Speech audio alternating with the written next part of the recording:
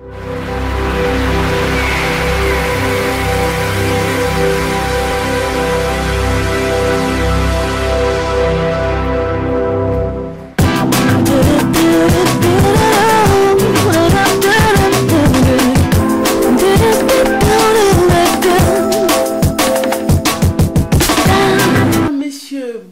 et bienvenue sur le plateau des Studios Plus.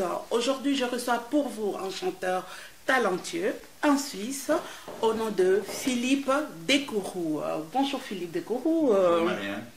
Vous êtes un chanteur engagé, mais nous Congolais aimerions savoir qui êtes-vous exactement. Parlez-nous un peu de vous. Alors, je suis suisse, dans la musique depuis longtemps, avec un parcours voilà, assez complet. Un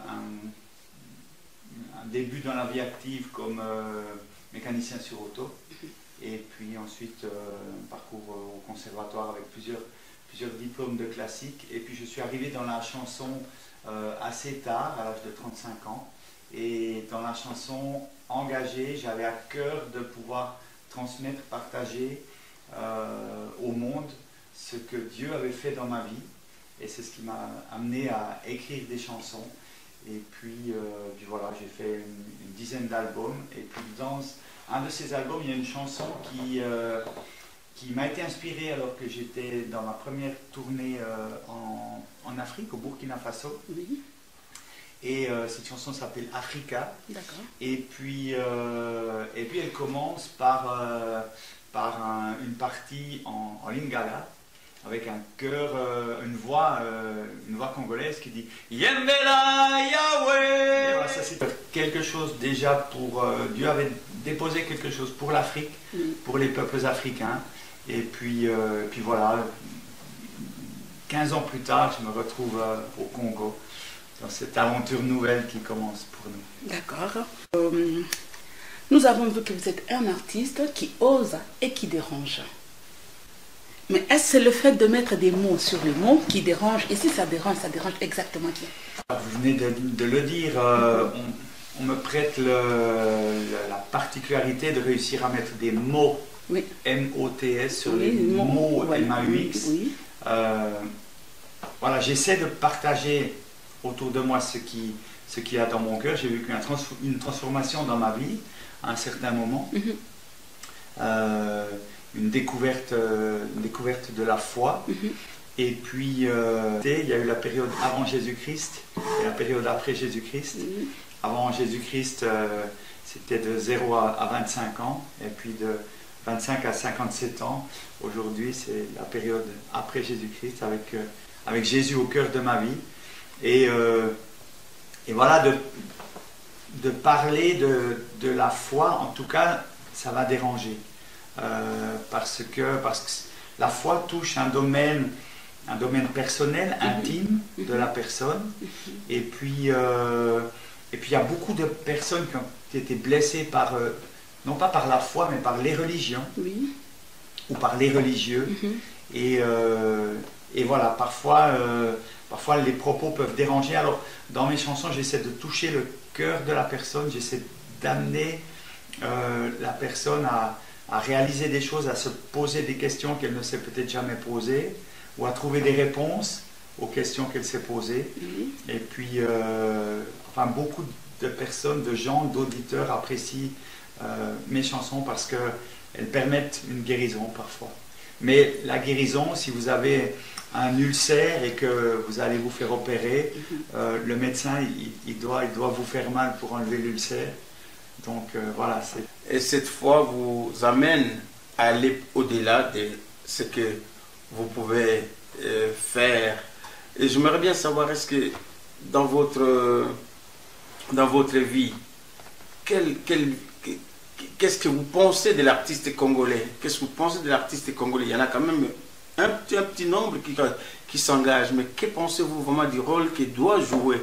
Si vous n'êtes pas, je sais que vous n'êtes pas un arbitre, mais que pensez-vous? Est-ce que l'artiste congolais aussi a un rôle à jouer dans ce malheur du peuple congolais? Alors, je dois vous avouer que je connais très peu les musiciens congolais. les gens que je connais sont des gens qui sont des Congolais expatriés qui vivent en Suisse. Et je vois dans les gens que je connais beaucoup de talent. Donc j'imagine que dans un grand pays comme le Congo, il doit y avoir un extraordinaire réservoir de talent. En allant au Congo, en ayant évolué dans quelques églises là, tu vois les musiciens locaux, ils ont des instruments qui tiennent à 3 bouts de ficelle, faire quelque chose de magnifique avec. Donc tu te dis, il y a un talent vraiment qui est énorme. Tout le monde, tous les artistes ne doivent pas forcément être engagés. Voilà, ça, on le choisit pas. Je veux dire, j'ai pas choisi d'être un artiste engagé, mais celui qui veut mettre son talent à disposition du monde. Alors c'est le propre de l'artiste de mettre son talent, de faire profiter les autres. Mais quand il y a beaucoup d'artistes qui offrent leur talent, mais ils en sont les premiers bénéficiaires, ils ont des foules devant eux qui les acclament et tout ça. L'artiste qui veut aller plus loin, qui veut dire, moi je veux aider mes concitoyens, mes frères et sœurs à pouvoir émerger, à pouvoir comprendre des choses. Alors ça, c'est l'artiste engagé, je pense. Et dans ce sens-là, au Congo comme ailleurs, mais peut-être plus qu'ailleurs, l'artiste a un rôle magnifique à jouer pour communiquer quelque chose de particulier.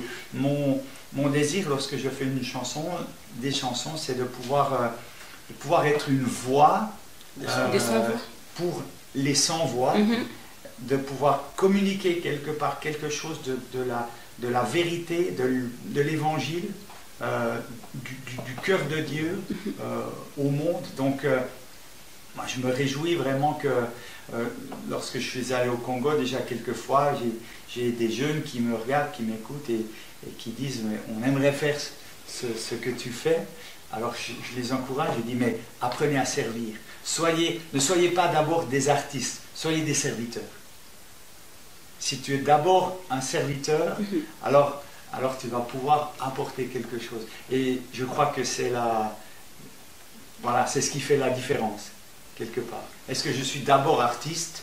Donc ça veut dire que je suis un artiste, applaudissez-moi, aimez-moi, voilà, je suis artiste. Ou est-ce que je suis d'abord serviteur? À ce moment-là, le serviteur, il se met dessous pour donner un message, élever l'autre.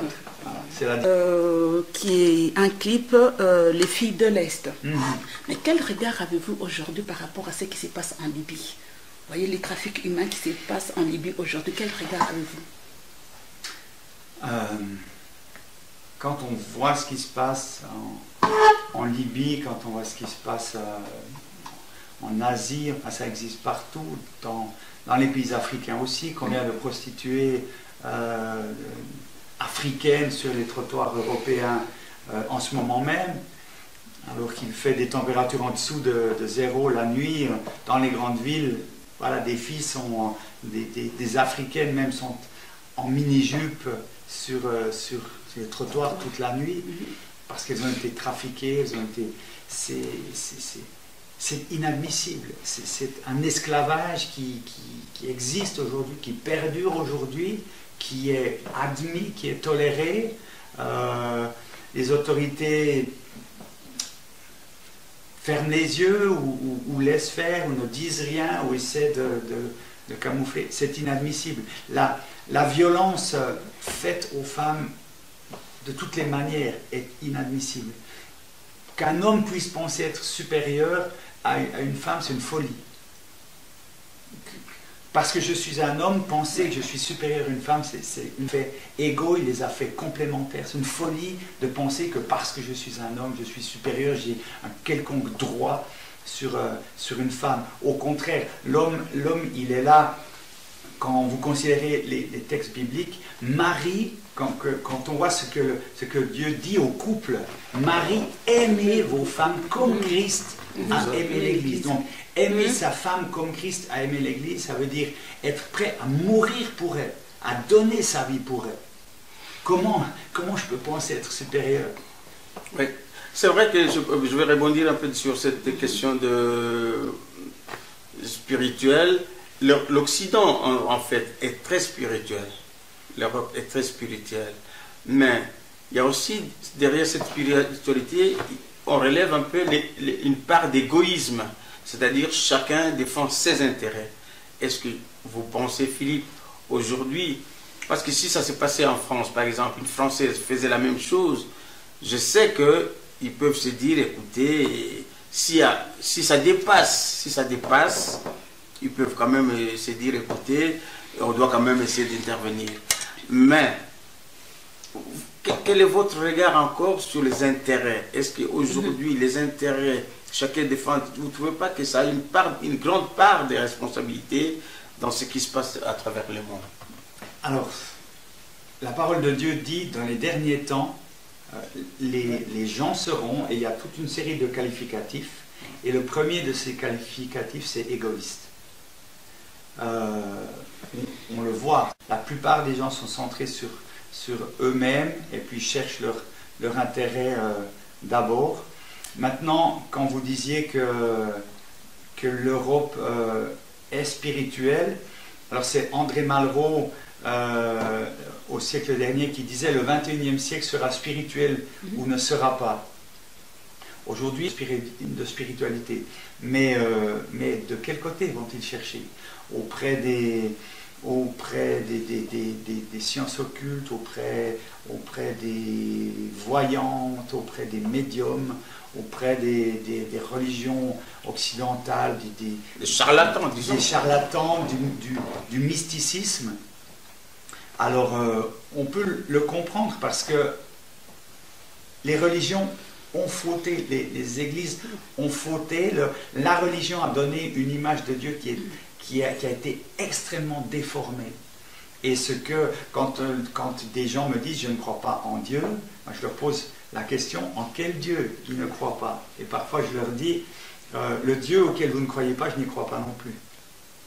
Mais le Dieu que j'ai la prétention de connaître un peu, je suis certain de perception quand on parle de Dieu, les gens ont une image qui malheureusement, indépendamment d'eux-mêmes, leur a été faussée. Pour répondre à la deuxième partie de votre question, oui, il y a un égoïsme et finalement, les gens aujourd'hui se vantent d'être tolérants. Je tolère, mais pourvu que ça ne touche pas mes propres intérêts. Dès le moment où ça touche mes intérêts, je ne tolère plus.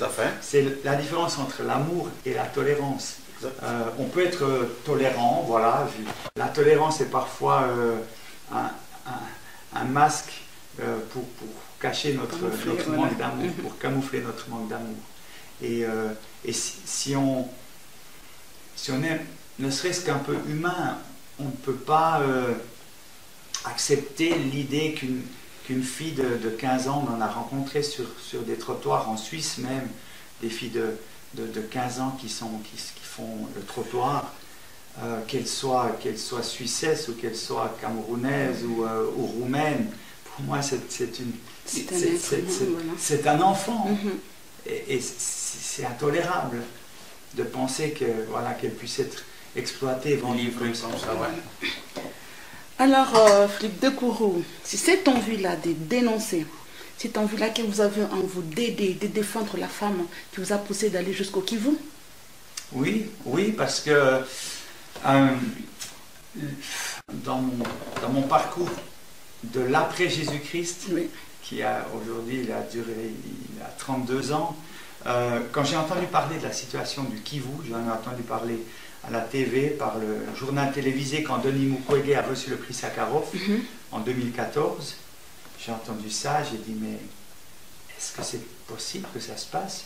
Je suis allé sur internet, j'ai regardé les diverses émissions consacrées au docteur, à ce qui se fait là-bas. J'étais dans mon bureau, j'étais touché au plus profond de mon cœur, comme un enfant.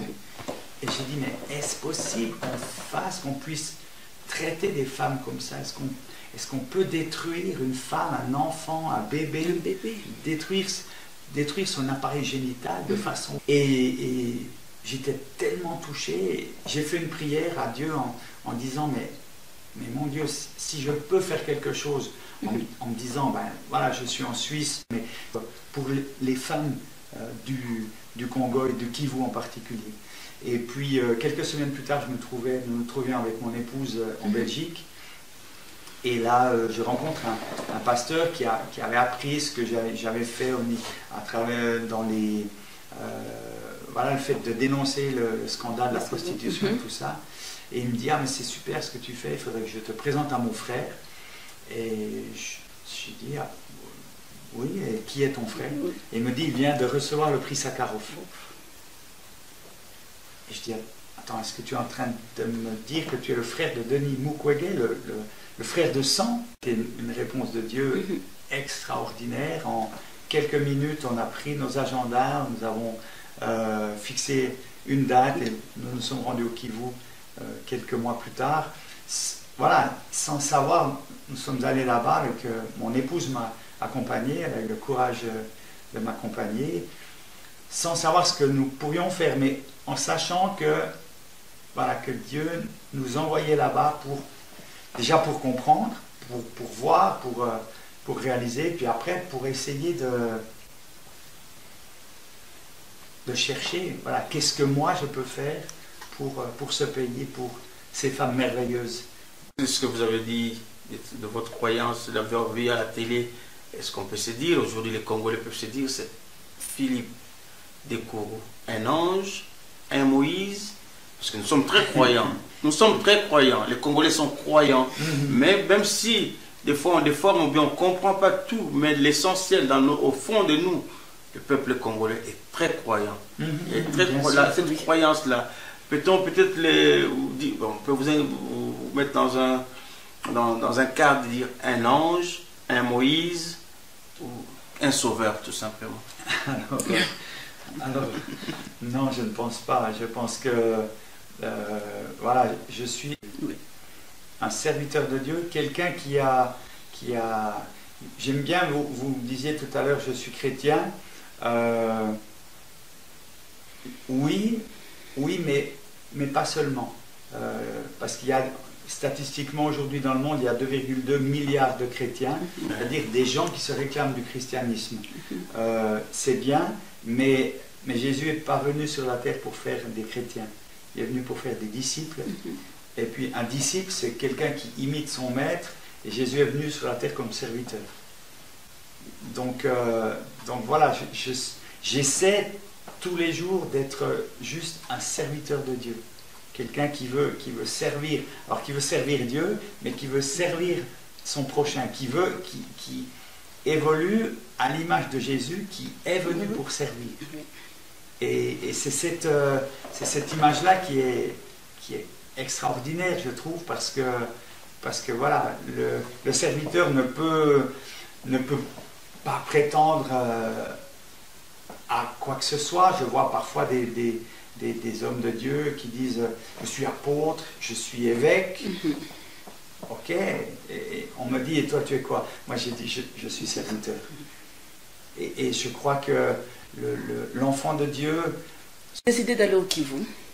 Vous arrivez au Kivu et vous rencontrez le docteur Denis Mukwege.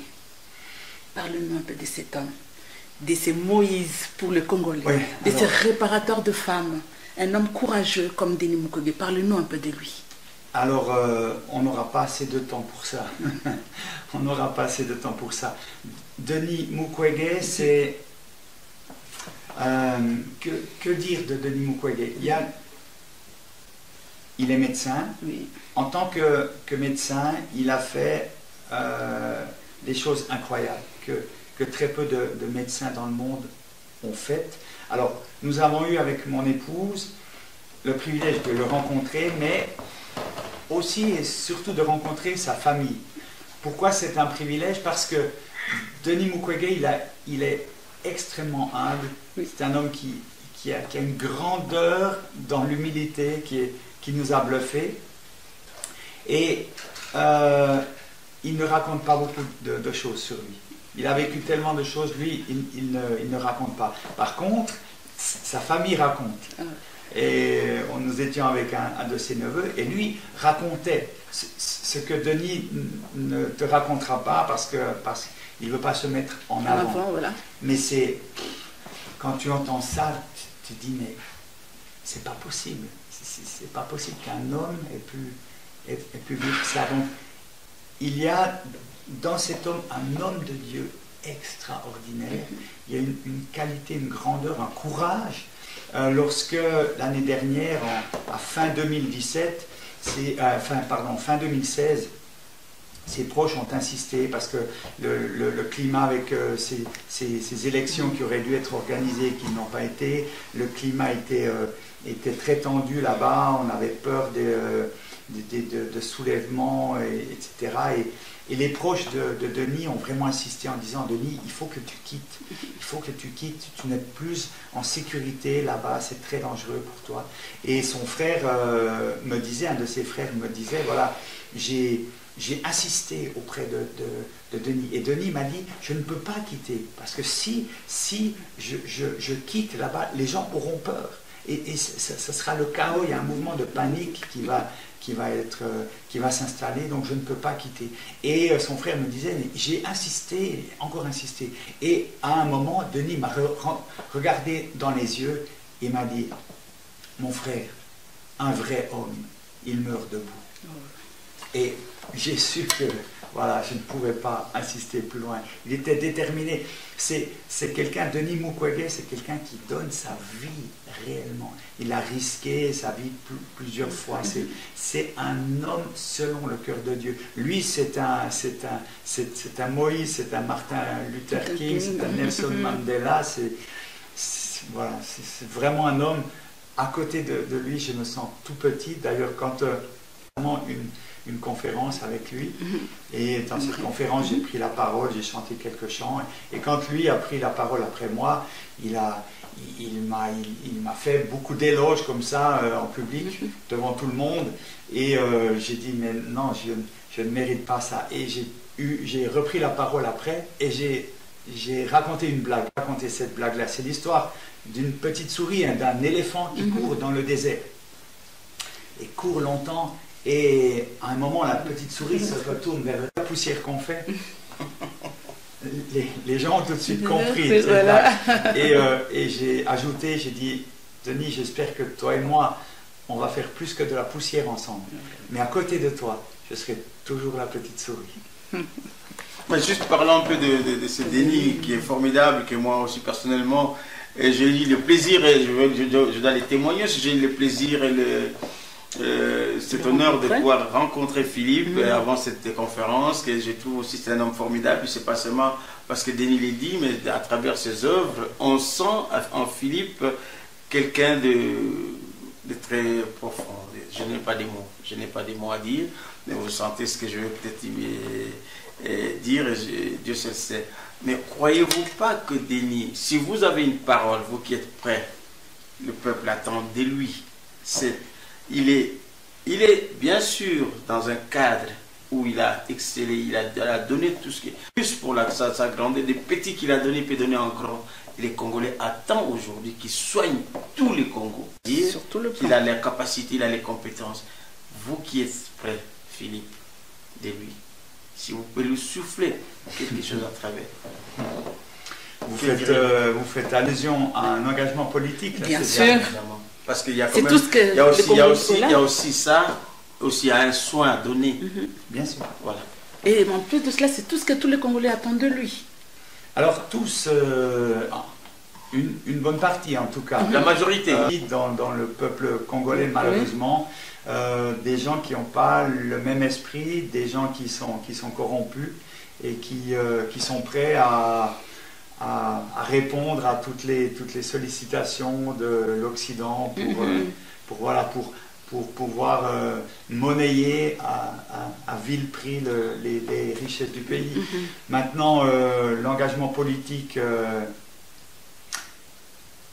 bien sûr, alors il est évident pour tout le monde qu'à la tête d'un pays comme le Congo et peut-être comme d'autres pays d'Afrique, il faudrait quelqu'un d'une nature comme Denis Mukwege, qui est quelqu'un d'incorruptible, de le voir fonctionner, de le voir. Quand vous voyez quelqu'un sur une scène, derrière un micro, quelqu'un peut afficher une belle prestance et il peut jouer un jeu. On voit, sans citer de nom, mais on voit des gens qui sont d'excellents orateurs. Et puis, voilà. Mais quand vous voyez la même personne à la maison chez lui, quand vous voyez dans le contexte africain un homme comme lui, quand vous mangez à sa table, qui a toute une table et qui est là, et à la fin du repas, il débarrasse la table. Ça veut dire quelque chose. On voit jusque-là ce cœur de serviteur. Celui qui dirige, c'est celui qui sert. Oui. Ou c'est celui qui sert qui dirige. Donc, évidemment, quelqu'un comme Denis serait quelqu'un qui pourrait redonner au Congo son dynamisme. Son dynamisme, son espoir, voilà, tout ce qui a été volé à ce pays, quelque part. Maintenant, moi je ne peux pas répondre pour lui, bien sûr que, voilà. Non, mais c'est bien là dit en tant qu'ami, parce que nous voyons en lui le charisme naturel, il a ses charismes, vraiment. C'est juste, s'il n'a pas l'idée, mais les Congolais attendent cela de lui. Juste, par exemple, si j'ai encore quelque chose à creuser là-dessus, j'ai dit, vous savez, j'ai souvent repris ce proverbe, l'arbre qui tombe fait plus de bruit que la forêt qui pousse. Donc c'est le cas du Congo. Il y a une infime minorité de personnes qui font beaucoup de... Juste une infime minorité qu'il faut les souligner. C'est pour ça que j'allais peut-être... Mais alors, il y a une chose que je puis affirmer. Une personne, vous me disiez que moi peut-être en tant qu'ami je pourrais influencer Denis, il y a une personne qui peut vraiment convaincre Denis d'un engagement politique, c'est vous pouvez être certain que le jour où Dieu met dans le cœur de Denis, ou donne, parce que il a quelque part, je pense qu'il a, lui il veut sauver son pays. Il a opéré des milliers de femmes, mais il sait que ce n'est pas suffisant. Il sait que le pays a besoin d'être sauvé, d'être restauré, donc il soupire à cela. Il n'y a que l'Esprit de Dieu qui peut mettre le feu vert dans son cœur. Donc à tous les Congolais qui nous écoutent, je peux simplement vous dire ça. Si vous voulez avoir un dirigeant intègre, ou Denis qui va jouer un rôle important ou majeur ne serait-ce que dans la transition de la présidence, priez pour lui, priez pour Denis, et implorer Dieu. Mais Philippe de Kourou, nous savons vraiment, dans la chose de Dieu, il y a la part de l'homme, il y a la part de Dieu. Nous, Congolais, nous croyons déjà, mais la part de l'homme, c'est vous qui nous sollicitons aujourd'hui de souffler une idée à Denis pour penser un peu plus loin. Alors, Philippe de Kourou, Philippe, vous arrivez au Kivu. Dites-nous un peu, quelles sont les images qui vous reviennent quand vous arrivez au Kivu? Comment vous trouvez la ville de Kivu? Ces femmes, les victimes, parlez-nous-en. Nous avons été extrêmement impactés. Alors, je passe sur le choc quand nous arrivons du Rwanda, que nous traversons la frontière et on arrive là, en quelques mètres, on est dans un autre monde, on est dans le chaos, voilà, je passe là-dessus, mais ce qui nous a impacté, ce sont les femmes du Kivu,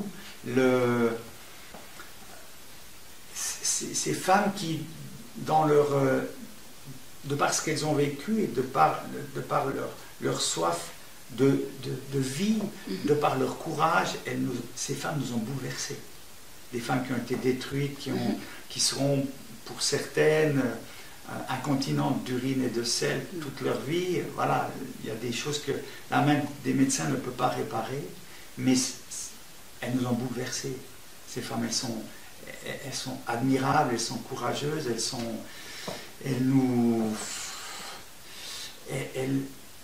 elles ont une grandeur je ne sais pas comment dire, on se sent tout petit à côté d'elles. Et quelques-unes. Oui, nous en avons côtoyé plusieurs, nous avons été dans les chambres de l'hôpital réservées aux survivantes, là on ne les appelle pas des victimes mais des survivantes, puis on a pu prier avec elles et tout, c'était très marquant pour mon épouse encore plus que pour moi. Oui. C'est très marquant. Elles ont une force, elles ont une force qui vient d'on ne sait pas où, de Dieu, je pense, de surmonter l'insurmontable. Et la difficulté de ces femmes, dites-nous un peu, est-ce que c'est de se sentir déshonorées, humiliées, ou plus de savoir que les bourreaux sont impunis et libres dans la nature? Il y a des deux. Moi, on a pu rencontrer des femmes. Voilà, là-bas, vous connaissez mieux que nous, bien sûr, le contexte du pays, le contexte de la honte, de l'exclusion qu'il y a face à une femme violée, face à une femme qui se balade avec un nuage de mouches autour parce que les urines et les selles ne sont pas retenues comme ça. Il y a quelque chose d'extrêmement humiliant, d'extrêmement qui va exclure complètement, qui va marginaliser la femme. Et puis, bien sûr, il y a après le fait de savoir que le bourreau n'est pas puni, c'est un risque très fort de recommencer, ça en est encore une autre. Et malgré tout, nous avons rencontré des femmes à pardonner. C'est peut-être ce qui est le plus remarquable pour nous. Des femmes, une jeune fille, là, magnifique jeune femme de 18 ans, que Denis a opéré 8 fois, et qui sera incontinente d'urine et de sel pour toute sa vie. Elle n'est plus une femme. Voilà, on lui a tout enlevé, matrice, ovaire et tout ça. Elle a eu les intestins, la vessie crevée, mais elle n'a pas de haine, elle a pu pardonner. Et elle a pu vivre ce pardon divin, c'est quelque chose qui est remarquable. Vous êtes d'une grande importance pour nous, Philippe, de tout ce que on se connaît bien, c'est mon frère Philippe, mais je peux encore me permettre de te citer, mais parce qu'on est sur le plateau. Mais j'allais dire, je suis très, très touché par ces témoignages très, très forts. On est en Suisse. Vous êtes quelqu'un de connu en Suisse. Il y a aussi la communauté congolaise qui est traumatisée par ces événements, par ces drames. J'ai entendu le docteur Denis Mukwege dire qu'au-delà des mots MOTS, il y a aussi l'apport financier qui est important aussi pour sauver, puisqu'avec les mots, oui, ça suffit d'exprimer, mais concrètement, on peut faire mieux avec des moyens consistants, moyens conséquents pour pouvoir réparer certaines choses. Seriez-vous aujourd'hui aussi à mesure de réfléchir pour ce qu'on peut organiser à travers l'Europe, mettre des moyens pour dire écoutez les Congolais, ça suffit de rester dans la case, revenir chanter, louer, et puis donner aussi des moyens financiers pour réparer ce qui est fait là-bas. Seriez-vous peut-être d'accord d'aller dans ce principe de concrétisation de ce qu'on voit, de ce qu'on dit, et puis maintenant qu'on a de l'avant. Ça fait quelques heures, là, hier, il y a une idée qui m'est venue pour générer des fonds pour le Congo. Bien sûr que je pense que le problème là-bas, il est global.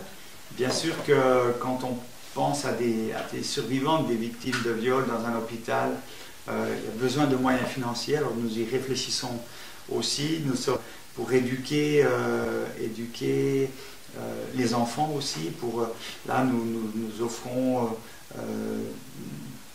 nous donnons de l'argent aussi pour que les enfants puissent être scolarisés. Enfin, il y a énormément de besoins financiers. Donc, nous sommes dans cette thématique de réflexion. Et puis, il y a il y a aussi et surtout tout le côté spirituel. Moi, je suis convaincu quand je vois un pays comme ça c'est un pays, le pays de tous les paradoxes, un pays riche comme le Congo, outrageusement riche, et qui vit dans une pauvreté pareille. On voit, il y a vraiment la marque, alors on peut l'appeler comme on veut, l'enfer, le diable, Satan, mais il y a la marque du diabolique, quoi. Diabolique. Je crois que cela, il n'y a que par la puissance de Dieu. Alors je ne parle pas de religion, je ne parle pas de religiosité, ou de pratique mystique ou quoi, je parle de la puissance de Dieu que nous avons vu à l'œuvre, que le surnaturel, le côté de la justice de Dieu qui à un moment va venir aussi. Et je crois que ça c'est tellement important aussi que l'on puisse alors travailler sous cet aspect-là aussi, mais bien sûr sans négliger tous les autres, politiques, financiers, entre autres. Mais au cas où les Congolais seraient intéressés, comment procéder pour vous joindre, comment faire pour récolter tous ces fonds-là? Alors, nous avons l'association Espoir Diffusion, Oui. qui soutient notre ministère déjà, mais à travers cette association, nous avons déjà récolté plusieurs milliers de francs comme ça, de gens qui nous versent sur le compte de l'association. De l'association Espoir et Diffusion, vous êtes le fondateur. En quoi consiste réellement cette association? Alors c'est une association qui a été créée pour justement soutenir les actions sociales, humanitaires que nous menions déjà auparavant avec nos propres moyens. Ça veut dire la lutte contre le trafic d'êtres humains, la prostitution, et puis l'aide à des personnes en détresse. Et justement, cette association permet, lorsque nous nous rendons au Kivu, permet de financer les billets d'avion. Et puis, quand nous nous rendons là-bas, nous avons un certain montant que nous pouvons distribuer en fonction des besoins rencontrés sur place. Et puis, Denis, je préfère de cette occasion parce qu'il y a un artiste, Olivier Chimanga, qui s'est engagé aussi pour la cause, pas seulement de la fondation, mais dans son ensemble, la cause congolaise, les drames que vivent les Congolais. Il a écrit et chanté cette chanson Tolembi. Donc, c'est-à-dire, nous en avons marre. Nous sommes fatigués, nous ne voulons plus que tout ça. Je te l'offre, il a joué aussi pour les docteurs, et je l'ai offert à Denis Mukwege aussi. Et puis, je te l'offre parce que tu vas l'écouter. Est-ce que si jamais il a tous ses coordonnées là-bas, que tu as parlé des artistes congolais, que tu ne connais pas assez, je te présente un. Et n'hésitez pas, c'est un gars formidable que tu pourras aussi avoir le plaisir de travailler toujours dans ce dynamisme de pouvoir sortir les Congos, de pouvoir sauver les Congos, si on peut dire ça, de cette manière. Merci beaucoup. C'est moi qui l'ai remercié. Alors Philippe, vous arrivez au Kivu, vous êtes comme un témoin oculaire des Congolais. Vous voyez des enfants violés, des bébés violés, des atrocités qui manquent même le mot de l'expliquer. Et tout cela vous pousse à réaliser un film que vous appelez Kivu entre ciel et enfer. Parlez-nous-en.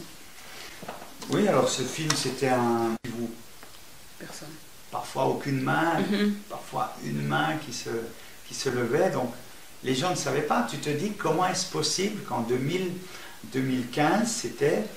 alors que la guerre a fait plusieurs millions de morts au Kivu au XXIe siècle, et personne ne le sait, personne n'est au courant. Comment est-ce possible?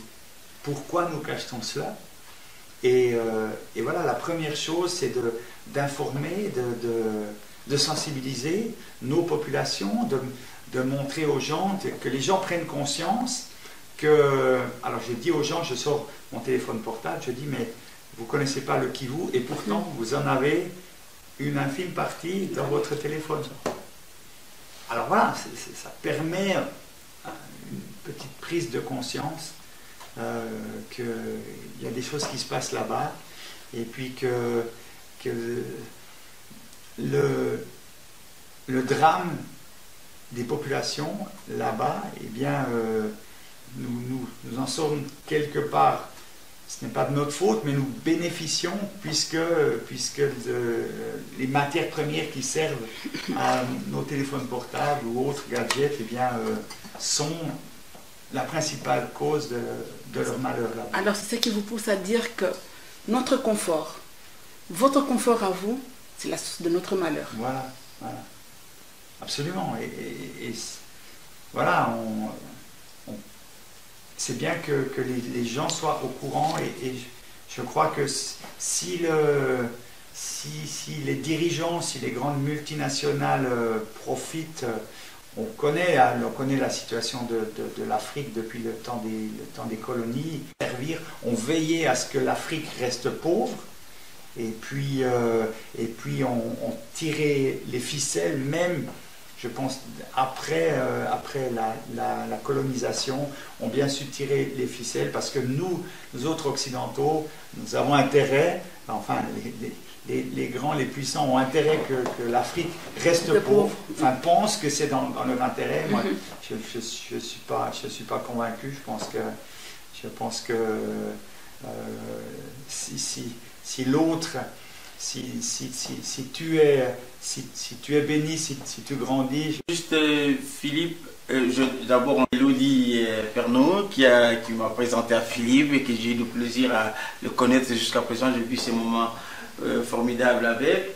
Je dirais ceci par rapport à ce que tu viens de dire là, que le malheur des uns font comme le bonheur des autres. Tout à fait. Donc, est-ce que si tu as quelque chose à dire aux politiques, parce que tu es quand même, à part ton côté chrétien, ton côté croyant, tu es juste un citoyen suisse, un citoyen du monde. Qu'est-ce que tu peux dire à tous ces profits qui s'est déjà fait? Parce qu'il y en a des langues qui se délient en France. J'ai entendu dire dernièrement le monsieur France-Afrique qui a dit: j'ai du mal à me reconnaître aujourd'hui, tout le mal qu'on a fait pour les Africains. Et je dois quand même dire à Emmanuel Macron que ça suffit, il faut qu'il change, il faut que l'Europe s'engage sincèrement pour le développement de l'Afrique. Et toi, Philippe? Et ce que j'ai à cœur de dire aux gens, de dire aux politiques, c'est qu'un jour, on devra tous rendre des comptes. Chacun, et ceux qui auront été la cause du malheur des autres à tous les niveaux. La parole de Dieu nous dit que les dirigeants, les gouvernants, les gouverneurs ont été établis par Dieu pour servir le peuple. Et ceux qui ont utilisé leur pouvoir pour dominer ou pour écraser, ils auront à rendre des comptes, et la justice de Dieu, on peut y croire ou pas. Il y a des gens qui nous écoutent, que ce propos-là va faire rire en disant, ils vont dire, de toute façon c'est du pipeau ça, libre à chacun, mais Dieu est un Dieu de justice, et pour le moment, pour des raisons qu'on ne comprend pas, il laisse faire ces choses, mais un jour il va rendre justice. Et ce jour-là, la parole de Dieu nous dit, il y aura des pleurs et des grincements de dents.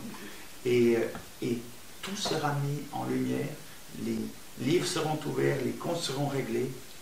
Et à ce moment-là, ce sera trop tard. Le prix à payer sera extrêmement élevé. Et Dieu dit qu'il essuiera toute larme. Comment est-ce que je regarde une jeune fille dans la rue? Comment est-ce que je trouve plus le mot, une masse qui humilie la femme, qui donne une image de la femme qui est extrêmement salie. La pornographie, c'est une forme de violence, parce que les filles qui jouent dans la plupart de ces films sont aussi victimes de violence. On connaît des cas sur des scènes de tournage où il y a des médecins qui qui recousent l'intérieur de la femme entre deux scènes parce qu'elles ont été déchirées. Mondiale, la pornographie. Mais c'est quelque chose qui avilit la femme, qui détruit l'image de la femme. Bon, voilà, ça c'est un point.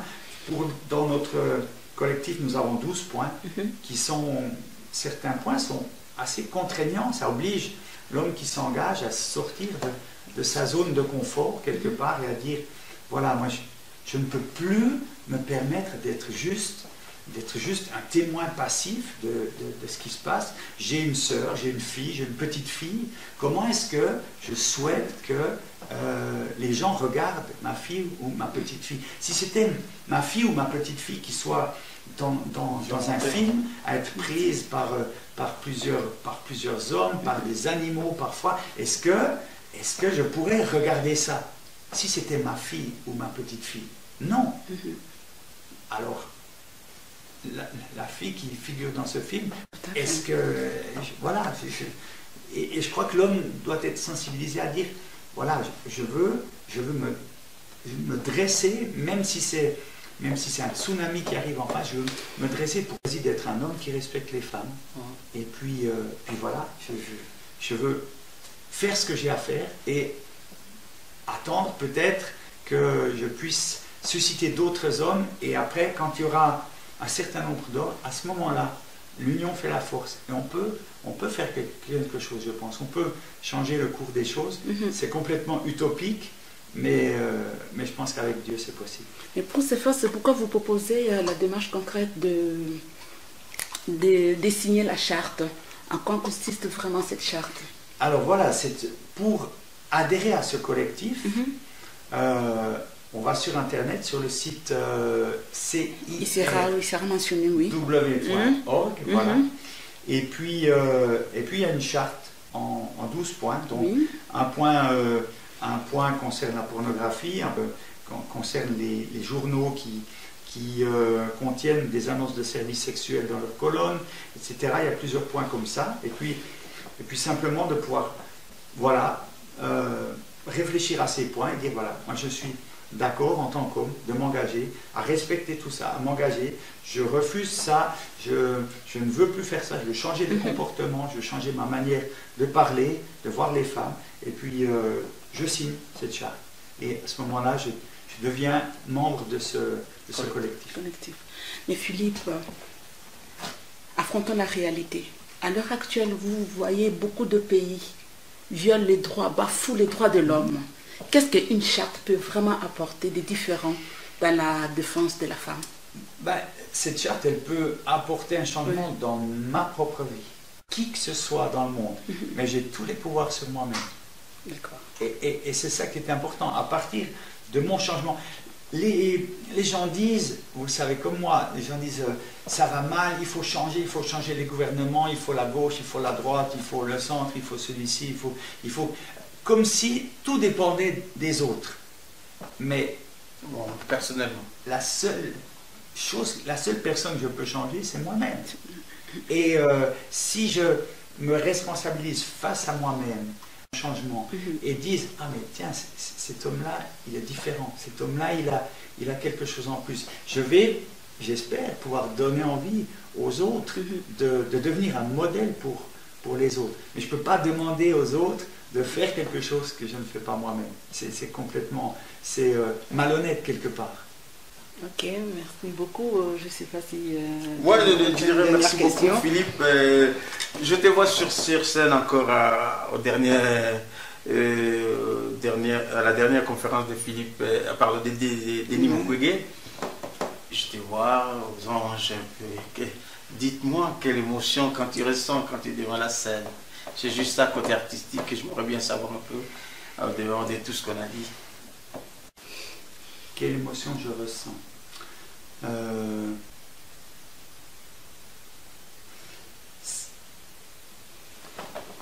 C'est une question difficile. C'est une question difficile parce que il y a une émotion artistique avec laquelle je ne suis pas à l'aise et que j'évite. Je me protège un petit peu. Quand on est sur une scène comme ça, et puis qu'il y a des gens qui vous applaudissent, on aurait tendance à... Il y a une forme de pouvoir quelque part, et je me méfie de cela, je me protège par rapport à cela, je ne veux pas tomber là-dedans. Par contre, la dernière chanson du concert, il y a eu une émotion qui a été partagée par toute la salle qui était extrêmement forte. On s'est levé, on a chanté ensemble « Change le monde ». Et les gens se sont tenus la main, il y avait plusieurs centaines de personnes qui se sont tenues la main. Les textes du chant étaient affichés. Et on a chanté tous ensemble « Change le monde, il t'appartient, change le monde, avec toi il sera meilleur demain ». Et puis c'est émouvant, ce qui était émouvant, c'est-à-dire on s'est dit, vous êtes une personne formidable, qu'on pouvait se dire voilà. En échange. Voilà, alors ça c'est peut-être, ça c'est l'émotion que je me permets et qui est extrêmement gratifiante pour moi parce que dans un moment comme ça je me dis, j'ai réussi à transmettre ce qu'il y avait au fond de mon cœur et puis les gens, et j'ai vu beaucoup de personnes qui sont sorties de la salle en pleurant, en me disant, un de mes amis me disait, mais quand on a fait ce chant-là, j'avais l'impression d'être à 10 cm au-dessus du sol. Il y avait vraiment quelque chose qui était une dynamique d'amour, une dynamique d'espérance qui était là, qui nous pousse à être meilleurs, qui nous pousse vers le bien, vers la lumière. Et ça, c'est... Alors, voilà, c'est quand on a l'impression et le sentiment d'avoir pu partager cela et communiquer cela au public, alors ça c'est une grande émotion. Alors Philippe, pour conclure, une toute dernière question qui me passe par la tête, est-ce que les collectifs I Respect Women n'engagent que les hommes ou bien les femmes aussi peuvent aussi être concernés? Alors, au départ, c'était pour les hommes, oui. C'est des hommes qui s'engagent pour les femmes, oui. Et on se rend compte que dans les signataires de la charte, il y a un certain nombre de femmes. Et alors ça nous a un peu surpris, mais finalement, on s'est rendu compte que dans les 12 points de la charte, il y a en tout cas une dizaine qui concernent les femmes aussi, qui peuvent concerner les femmes aussi. Donc voilà, les femmes le signent aussi. Parce qu'il y a un certain nombre de femmes qui ont besoin de s'engager elles-mêmes pour le respect de la femme. Certaines femmes, alors je ne dis pas que c'est le cas de toutes les signataires, mais certaines femmes ont tellement été bafouées par les hommes qu'elles ont même du mal à se respecter elles-mêmes et qu'elles ont une image d'elles-mêmes qui a été totalement dévalorisée. Et je pense que c'est une des raisons, il y en a peut-être d'autres qui me sont inconnus, mais pour lesquels les femmes signent aussi en disant, mais voilà, je veux voir la femme, je veux me voir avec ma vraie image et non pas avec cette image complètement différente situation de la vie. Ok, merci beaucoup Philippe Decourou. Je ne sais pas si vous avez un dernier mot. De tout ce qu'il nous a donné aujourd'hui, avec tout son cœur, on sent son sens d'engagement, son humanité, un homme de qualité exceptionnelle qu'on recherche d'ailleurs dans ce monde. Et je m'arrêterai là pour ne pas trop le faire rougir. Je sais que c'est pas évident. Moi, je n'ai pas voulu le saluer quand il a fini son show à la dernière conférence de Mukwege, parce que je sentais, comme il a dit, il est témoin lui-même, qu'il ne veut pas se sentir au-dessus. Il veut être vraiment cet humain. Mais quand on est dans cette profession, c'est pas évident de pouvoir se retenir et pour dire, écoutez, moi je suis rien, je suis comme tout le monde, mais même si les gens me font des éloges, j'aimerais bien rester moi-même et être aussi responsable. C'est pas évident pour un artiste. Et puis je m'arrêterai déjà là pour lui dire encore merci de cet engagement sincère que je le sens vraiment, ça pourrait quand même aussi avoir de l'impact et de l'influence sur mon comportement, que j'essaie toujours de m'améliorer. Et merci encore à Studio Plus de cette occasion. Et merci Philippe. Moi, je tiens à vous remercier d'avoir encore une fois répondu à notre invitation. Philippe, merci pour ce que tu fais pour le Congo. En tout cas, restez l'homme que tu es et ne change pas. Merci beaucoup. Merci beaucoup, monsieur, madame. Je vous remercie. et vous invite à aller tous, frères, sœurs congolais. Cette charte nous concerne, nous Congolais, à voir ce qui se passe chez nous, à voir ce qui se passe au Kivu. Aucune autre femme ne vivrait cela sur cette terre des hommes. Il n'y a qu'au Congo où c'est là.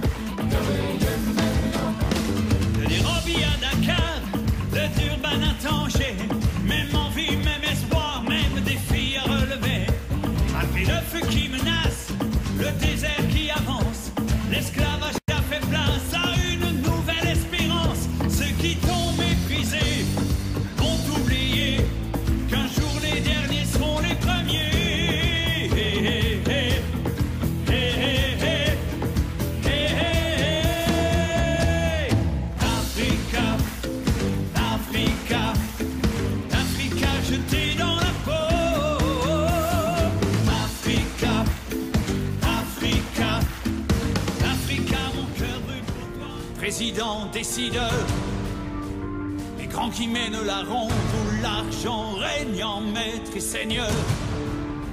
Ceux pour qui tout est possible, à qui tous les coups sont permis. Protégés, invincibles, cachés sous de faux alibis.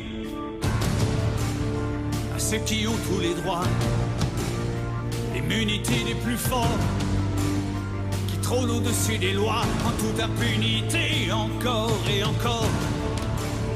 Ceux qui jouent avec le crime, les innocents aux mains sales du sang de leurs victimes, sans âme et sans morale. Si Dieu semble laisser faire, si le mal a triomphé, un jour viendra où il faudra payer. Un jour viendra où les livres seront ouverts. Un jour viendra où les comptes seront réglés. Un jour viendra où les ténèbres fuiront devant la lumière et personne ne pourra plus rien cacher.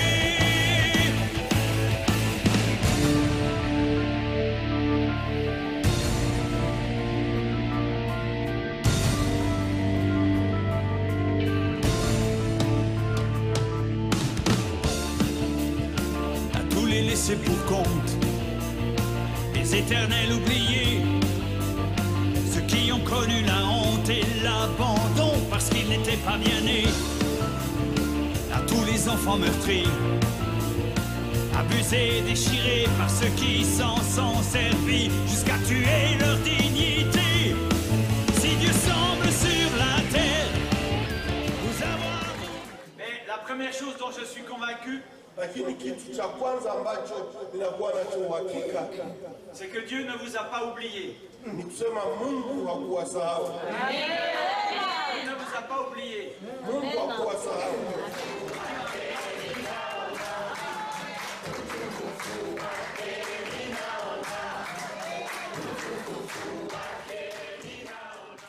Denis nous fait visiter l'hôpital et nous raconte son quotidien. Des histoires qui nous laissent entrevoir l'enfer des femmes violées du Kivu. À Panzi, Denis Mukwege prend en charge, soigne et répare des milliers de femmes, de jeunes filles et, depuis peu, de bébés victimes de viols de guerre. En 16 ans, plus de 45 000 survivantes, dont 3 457 mineurs, ont été opérées dans l'hôpital. Mais on estime le nombre de victimes de ces atrocités à près de 500 000. Ces 2 dernières années, dans un seul village de la région, 35 bébés ont été sauvagement violés, leur appareil génital systématiquement détruit. Nominé à 2 reprises pour le prix Nobel de la paix, Denis Mukwege s'impose aujourd'hui sur la scène internationale comme une figure emblématique de la lutte contre les violences sexuelles.